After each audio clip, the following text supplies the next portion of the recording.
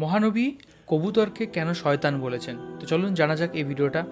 আমারও জানতে ইচ্ছে করছে এটা দেখার জন্য যে কবুতরকে কেন শয়তান বলা রয়েছে বা বলা হয়েছে। আসসালামু আলাইকুম ওয়া রাহমাতুল্লাহ।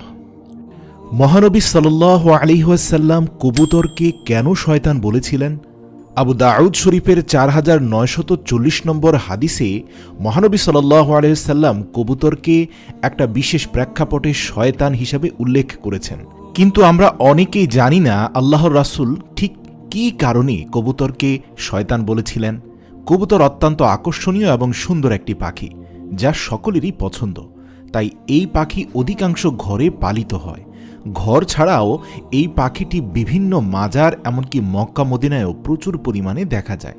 তবে মক্কা মদিনায় মানুষ কবুতরকে খুব বেশি খাবার দেয়, তাই সেখানে দিন দিন কবুতরের সংখ্যা বৃদ্ধি পাচ্ছে। প্রিয় দর্শক, ভিডিওর মূল বিষয়বস্তু বর্ণনা করার পূর্বে আপনাদের একটা ঘটনা জানাতে চাই। কবুতরের ব্যাপারে হযরত নূহ আলাইহিস সালাম এর প্লাবনের সময় জুদি পাহাড়ে নৌকা থামার পর হযরত নূহ আলাইহিস সালাম এবং পৃথিবীতে অবশিষ্ট থাকা মানবজাতির একাংশ ভূমিতে বসবাসের জন্য প্রস্তুত হলেন। আশপাশের অবস্থা পর্যবেক্ষণ করে আসার জন্য নূহ আলাইহিস সালাম একটি কাককে পাঠালেন। অতঃপর কাকটি উড়ে গিয়ে একটা ক্ষেতের সন্ধান পেয়ে সেখানে থেকে গেল, আর ফিরে এলো না। কাক আসতে দেরি হচ্ছে দেখে হযরত নূহ আলাইহিস সালাম একটি কবুতরকে পাঠালেন অবস্থা দেখে আসার জন্য যে এখন পৃথিবীতে বসবাস করা যাবে কিনা, মহাপ্লাবন শেষ হয়েছে কিনা। তারপর সে কবুতর উড়ে গেল এবং কিছুক্ষণ পর একটি জলপাইয়ের পাতা ঠোঁটে নিয়ে ফিরে এলো। কবুতরের পায়ে কাদা লেগে আছে দেখে হযরত নূহ আলাইহিস সালাম এবং পৃথিবীতে অবশিষ্ট থাকা নৌকার আরোহীরা বুঝতে পারলেন পৃথিবী এখন বসবাসের উপযোগী হয়েছে। কবুতরের এই কাজের জন্য হযরত নূহ আলাইহিস সালাম কবুতরের জন্য দোয়া করেছিলেন। ফলে কবুতর মানুষের সঙ্গে সহজেই পোষ মানা একটি প্রাণী হয়ে গেল।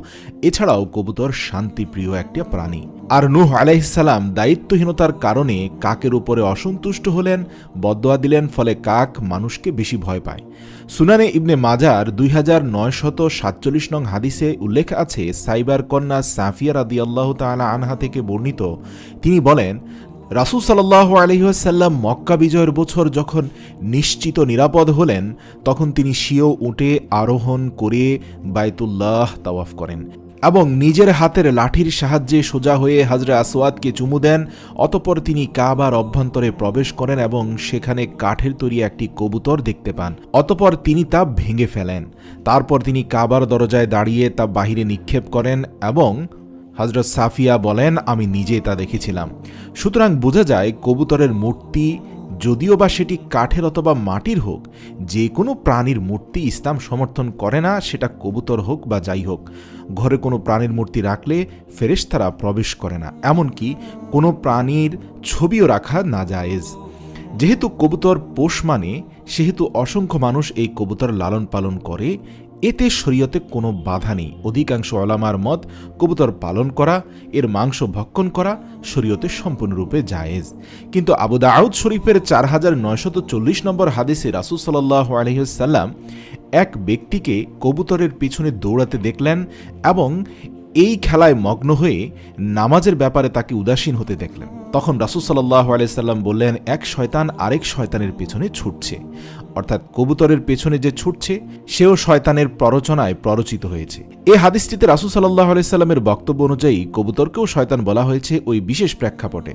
এই হাদিসটি শুনে যারা কবুতর লালন পালন করেন তাদের মন খারাপ হওয়ার কোনো কারণ নেই। এই হাদিসে শুধুমাত্র কবুতর দিয়ে খেল তামাশায় লিপ্ত হওয়াটাকে শয়তানি কর্মকাণ্ড বলা হয়েছে। কিন্তু আপনি কবুতর লালন পালন করে যদি অর্থনৈতিকভাবে লাভবান হতে চান অথবা আপনি কবুতরের মাংস পছন্দ করেন, তাহলে এটি পালন করতে কোনো বাধা নেই। শুধু কবুতরের পিছনে আপনার মূল্যবান সময় নষ্ট করে নামাজ, কালাম, জিকির আজগার ভুলে যাওয়া যাবে না।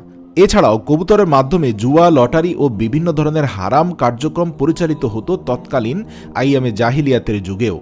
তাই রাসূল সাল্লাল্লাহু আলাইহি সাল্লাম তৎকালীন সময়ের মানুষ যারা কবুতর নিয়ে এই জাতীয় লটারি এবং জুয়া খেলত, তাদের ওই কর্মকাণ্ডকেই শয়তানি কর্মকাণ্ড বলেছেন।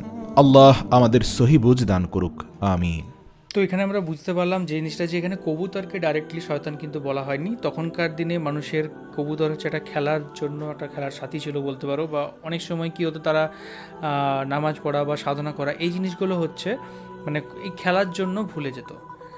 আর সেই জিনিসটার জন্য এখানে বলা যায় কবুতর আপনারা পালন করতে পারেন, খুব ভালো জিনিস। কিন্তু আরেকটা জিনিস যেটা আমি জানতে পারলাম সেটা হচ্ছে কবুতর হচ্ছে যেহেতু যে দেশে অনেক বেশি হয়ে যায়, কবুতরের কারণে ফুসফুসে এক ধরনের রোগ হয়। তার জন্য অনেক জায়গাতে হচ্ছে কবুতরকে খাওয়ানো কিন্তু ব্যান রয়েছে। কারণ কবুতর হচ্ছে এমন একটা জিনিস যেটা কিন্তু স্পিসিস, যেটা কিন্তু বাইরের যে ওয়াইল্ড কবুতর যেগুলো থাকে সেটা কিন্তু অনেক বেশি পরিমাণে বৃদ্ধি পাচ্ছে। এবং এই বেশি পরিমাণ বৃদ্ধি পাওয়ার জন্য অনেক মানুষের কিন্তু অনেক রোগ হচ্ছে। কারণ কবুতরের থেকে যারা সঙ্গে থাকে বা কবুতরের যারা খাওয়ায় এগুলোর মতো, তার কিন্তু এই রোগ কিন্তু তাদের কিন্তু দেখা যায়। তো সেটা আপনারা সার্চ করে দেখতে পারেন গুগলে। এই ইনফরমেশনটা আমি জানলাম, তার জন্য আমি শেয়ার করে দিলাম। আরেকটা জিনিস, এখনকার দিনে সবচেয়ে বেশি কে শয়তান বলুন তো? আমার যেটা মনে হয় সেটা হচ্ছে এখনকার দিনে হচ্ছে সোশ্যাল মিডিয়া এবং হচ্ছে রিলস। এই রিলস ফরম্যাটের জন্য আমরা কোনো না কোনো জায়গায় সময় এমন চলে যায় যে আমরা সেই টাইমগুলো পাই না, যে টাইমগুলো আমাদের জীবনের জন্য খুব দরকার, নিজেদের ফ্যামিলির জন্য, নিজের পরিবারের জন্য, নিজের কাজের জন্য, নিজের মেন্টাল এবং ফিজিক্যাল ওয়েলবিংয়ের জন্য, নিজের সাধনার জন্য বা নামাজের জন্য। তো এই জিনিসগুলো কিন্তু খুব দরকার এবং আমাদের যে নির্দিষ্ট সময়, সেই সময়টাকে খুব আমাদের কাজে লাগানো কিন্তু খুব দরকার। আর এখানে সেটাই কিন্তু বলা রয়েছিল, কিন্তু একটু অন্যরকমভাবে, যেহেতু যেটা অনেক বছর আগের ঘটনা। তো জানলাম, জিনিসটা খুব ভালো লাগলো। আর কোন কোন ভিডিওর উপর আমি রিয়েক্ট করতে পারি সেটা অবশ্যই কমেন্ট করে জানান। আর কি মনে হয় আপনার এই বিষয়ে সেটাও আপনারা কমেন্ট করে জানাতে পারেন। এখনকার মতো পর্যন্তই, দেখা হবে আবার পরবর্তী কোনো ভিডিওতে। ততক্ষণের জন্য আপনারা ভালো থাকুন, সুস্থ থাকুন আর দেখতে থাকুন আমাদের চ্যানেল।